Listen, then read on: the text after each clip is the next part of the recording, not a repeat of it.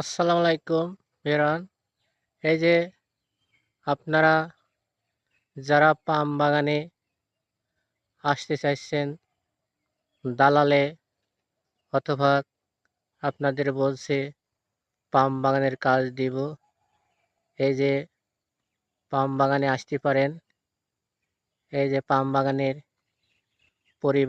পরিবেশটা দেখেন, সৌন্দর্য, কোনো ঝোড় জঙ্গল নেই। প্রত্যেকটা পাম বাগানই এই কোয়ালিটি, এই যে এরম পরিষ্কারই থাকে।